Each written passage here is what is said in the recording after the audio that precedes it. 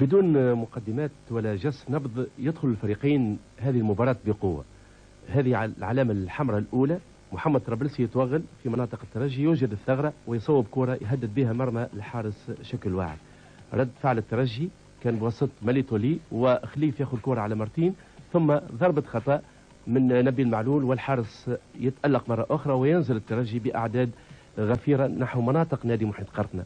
كرات عديدة، محاولة المباغتة ماليتولي مرة أخرى والحارس، ويبقى نادي محيط قرطنة يقظ في الدفاع مع القيام بالهجومات المعاكسة، وهذه إحداها شوفوا عمر بن طاهر مع الحارس شكل واعر، العرقلة وضربة الجزاء. ضربة الجزاء تجي في 16 دقيقة لعب، هذه إعادة للمخالفة ما كانش فيها ورقة، والحكم محمود حسني يعلن عن ضربة جزاء يتولى تنفيذ عمر بن طاهر بنجاح رغم محاولة تدخل من الحارس شكل واعر. هدف لصفر. المعطيات أصبحت واضحة، فريق نادي محيط قرطنة حاول باش يستغل العامل هذا جانب من جمهور نادي محيط قرطنة. نادر وردة الشقيق الأصغر لرضوان وردة، محاولة منه للتوغل ودفاع الترجي الداخل، ثم شوفوا هنا لاعبي الترجي في مناطق نادي محيط قرطنة بواب وتمرير، لكن الدفاع بقى متماسك حول الحارس خليف مع القيام بالهجومات المعاكسة اللي يحبها نادي محيط قرطنة. نبيل معلول بعد شوط أول منهزمين فيه، كيفاش باش تلعبوا الشوط الثاني؟ والله احنا هبطنا جينا للصفاقس عاقدين العزم على الانتصار، باغتنا الهدف اللي سجله لنا محيط قرطنة كيفاش باش يكون الشوط الثاني؟ الشوط الثاني باش يكون متحمس كما شاهدنا الشوط الاول، واحنا عاقدين العزم باش نداركوا الامر وباش نروحوا لتونس بنقاط الفوز ان شاء الله. مثل ما كان يقول هنا فرحة الداش، فان الترجي ركز خطته في الشوط الثاني على الضغط المباشر واحداث التفوق العددي، لكن نادي محيط قرطنة كان متفطن من هذا وبحث عن الكرات الطويلة، الشيء اللي احدث ارتباك وبعض الحالات الخطرة امام مرمى الحارس شكري الواعر، وتبقى عمليات الترجي خطيرة.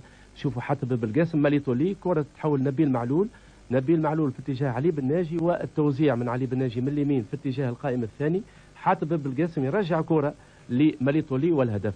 الهدف اذا مرت فيه الكرة بين 7 لاعبين، 7 تمريرات، ونجاح الترجي هنا على المستوى الجماعي كان واضح، والتجسيم تم بوسط ماليتولي ليأكد جدارته بصدارة ترتيب الهدافين جانب من جمهور الترجي اللي يتحول اليوم بأعداد غفيرة لصفاقس، ودفاع الترجي بقى متقدم، الشيء اللي كان يفرض على الحارس شكري الواعر باش يتحول أحيانا إلى قلب دفاع، وتبقى عمليات الترجي كما نشاهد هنا الشيحي مع المدافع.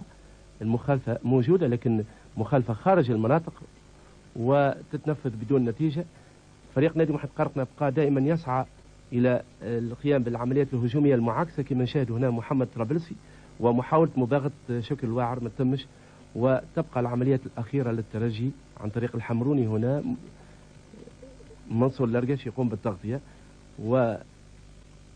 ويعود الترجي من جديد وكرة الشيحي ثم ماليتولي، ودفاع نادي محيط قرطنة يخرج بسلام، وتنتهي المباراة بالتعادل.